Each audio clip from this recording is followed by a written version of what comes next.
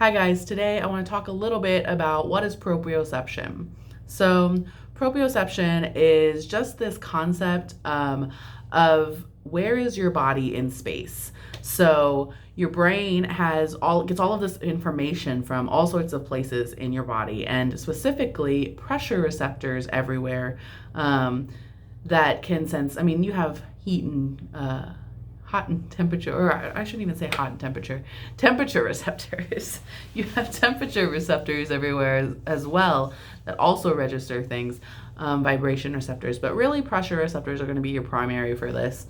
But what they do is they tell you where specifically your body is in space by, like, is it moving? Is there air moving around it? Is it touching something? So like I have proprioceptors right now that are touching my legs as I sit here, or my feet on the floor, or my hands on my lap, or my hair on my neck, so my body has a sense of where my body is in space because of context clues, basically. Proprioception is super important because it's the crux of chiropractic, because you have lots of people whose brain does not communicate appropriately to the rest of the body. So if your body doesn't know where it is in space, then you're going to be running into walls, and you're going to be tripping over things and all sorts of things like that. And so when we see some of those things, we can definitely look at them and say, there's some disconnect going on. Is it the brain that's having some trouble? Is it the foot that's having some trouble? Where is the problem? Where is the subluxation, as we've talked about before, that's interrupting some of that communication that might be causing that?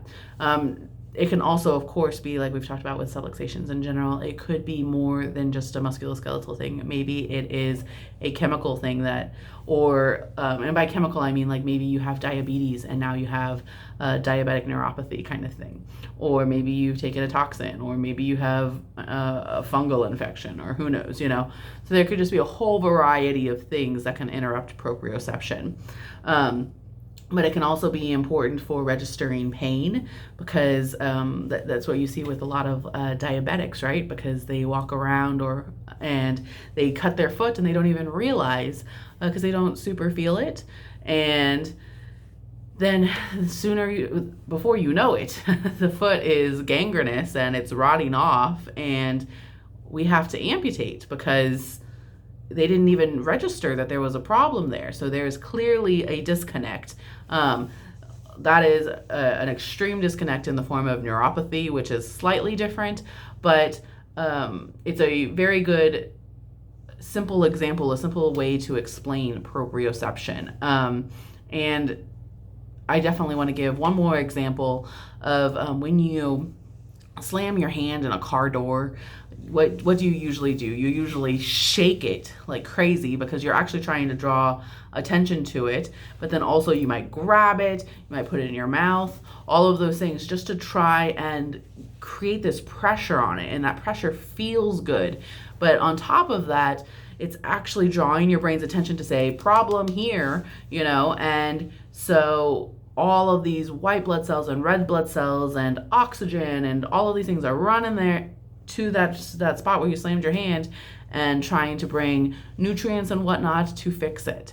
So that's why the next thing you see is swelling.